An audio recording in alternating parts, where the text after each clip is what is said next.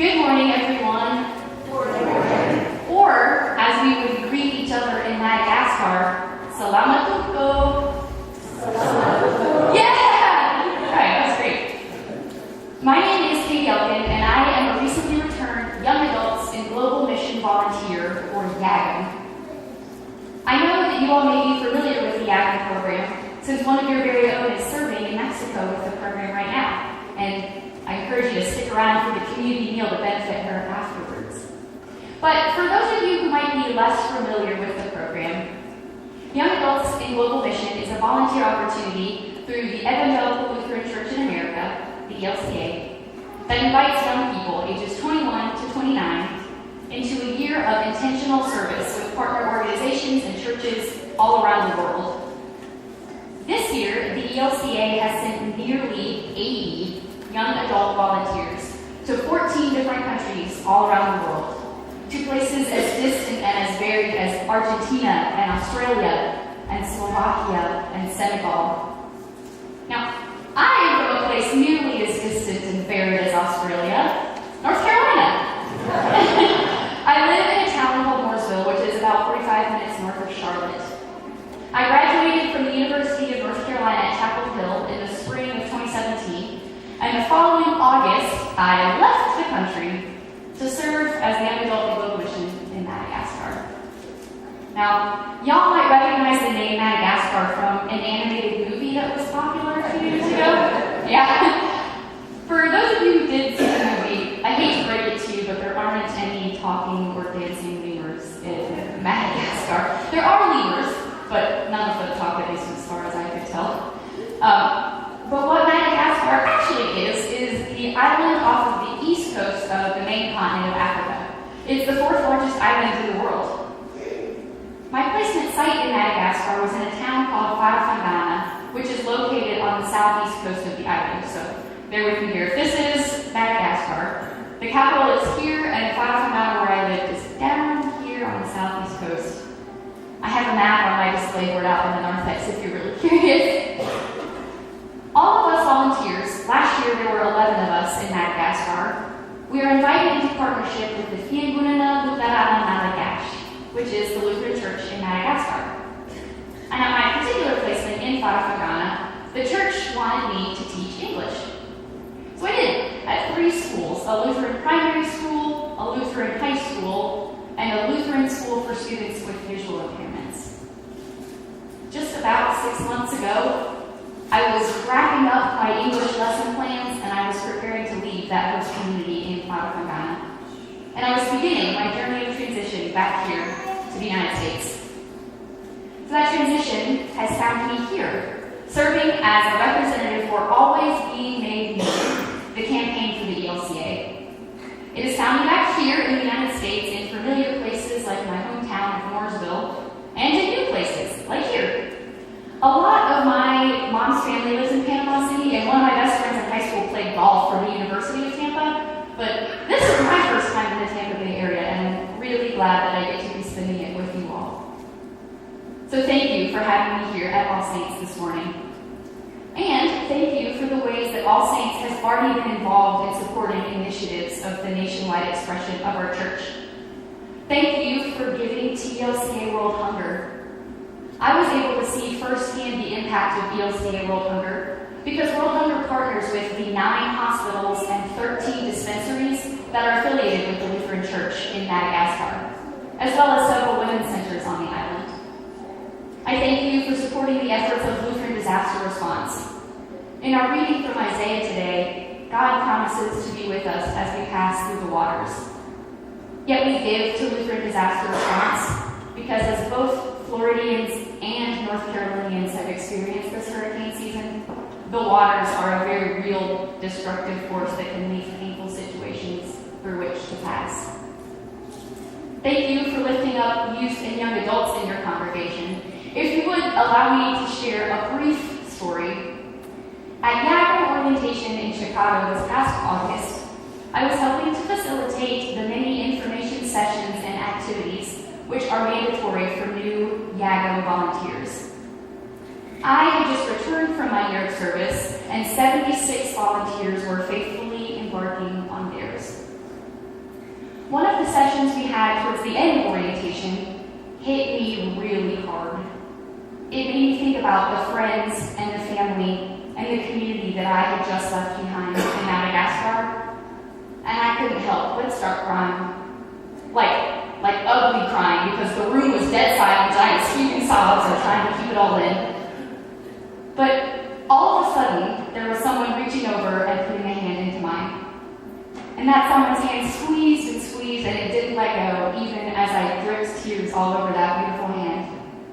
And that someone was Courtney Moya. You all here at All Saints have raised up and sent out into the world a uniquely kind, intuitive, empathetic young adult who is bringing those qualities to every person she meets and to every relationship she builds throughout her year in Mexico. So thank you for Courtney. Thank you for supporting her Yaga year up until this point, and thank you for holding this community meal afterwards to help her reach her fundraising goal. And thank you again for inviting me here this morning to share with you more about the campaign for the ELCA and my own experience as a young adult in global mission. Why might the ELCA send a random young adult to congregations to promote a capital campaign, you might ask? Well, that's because missionaries and young adults in global mission are a $22 million chunk of the campaign's $198 million goal.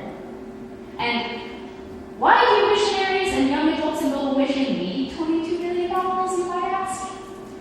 Well, that's because each YAGM costs the ELCA about $15,000. And each YAGM is asked to raise $5,000 of those $15,000. However, many do not reach that fundraising goal. None of the 3 YAGM from the Florida Bahamas Synod have reached their $5,000 fundraising goal yet this year. So where does the rest of that $15,000 come from? Well, it comes from individuals and congregations like yours who have committed to ensuring a future for this program. Next year is the 20th anniversary of YAGM, and when Courtney's cohort returns to the States, there will be over 1,000 alumni of the program. And 1/3 of the young adults who participate in YAGM will go on to seminary and will serve our church here in the United States. So when you lift up young adults to volunteer with YAGM, when you give to a YAGM's fundraising goal or to the program in general, you are not just investing in the personal development of random young people who go to Madagascar or Mexico, although you are doing that. You are also investing in the development and vitality of this church here for the years to come. And this church here, and the church in Madagascar, and churches in Argentina, and Hungary, and Mexico, and Palestine, we have all been observing a lot of big moments in the life of Jesus recently. Christmas and Epiphany and Jesus' baptism. Oh my. Today, we celebrate the baptism of Jesus Christ our Lord. Last Sunday, we celebrated Epiphany, the revealing of Jesus as the King and ruler of all. And on Christmas, we celebrated the birth of a child who inextricably links God to human. God is Jesus. Jesus is human. Humans are us.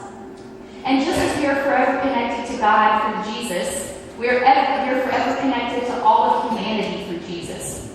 We are connected through the waters of our baptism and through the sheer fact that we are all God's children.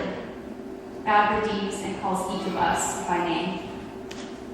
And now we obviously aren't God, but since we are forever entangled with God's creation and floating in the baptismal waters of God's love, we also have a responsibility to love God's creation and God's people. We are charged with being God's hands and feet on this earth. So how can we be that love for others? How can we walk through fire and wade through waters with our neighbors, just as God promises to do for us? And how can we, in turn, allow ourselves to be loved and led through our darkest moments by our neighbors? When Jesus was baptized, he was not sitting alone on the bank of the Jordan River just waiting for John the Baptist to show up.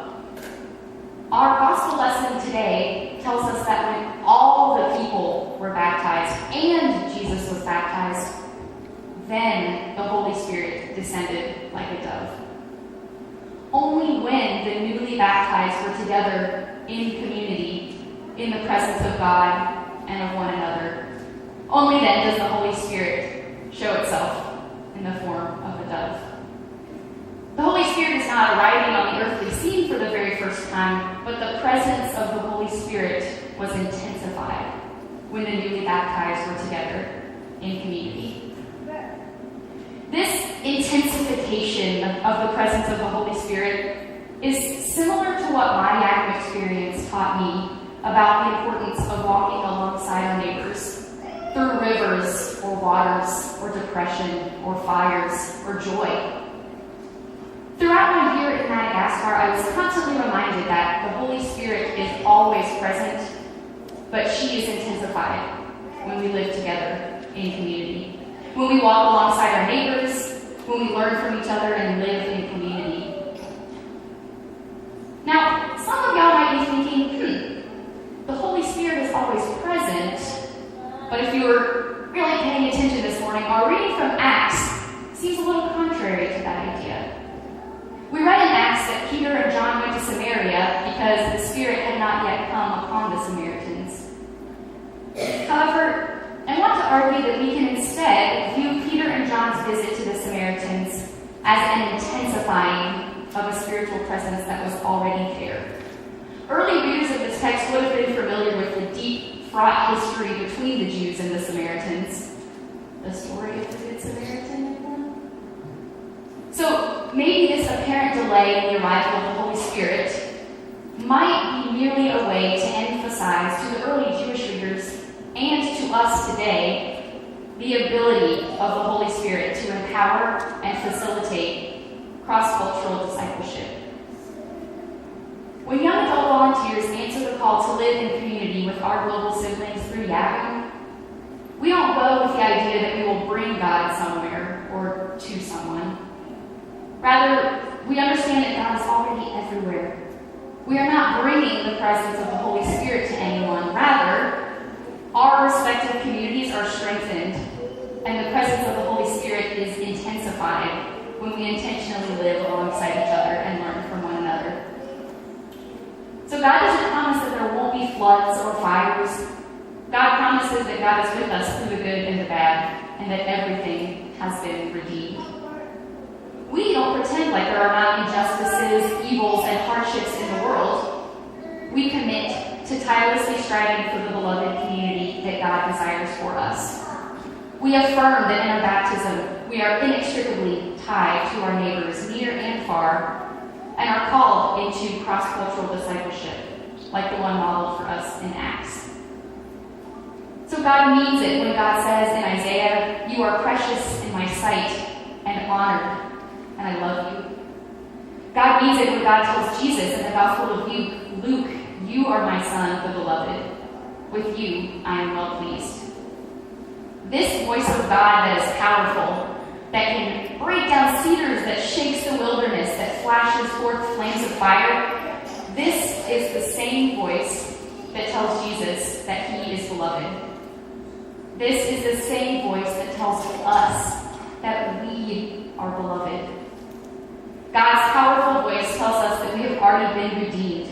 Our sins have already been reconciled, and God already calls each of us by name in our baptism. We are washed clean in our baptisms, and we are called into the mission field of the world to be a part of God's work.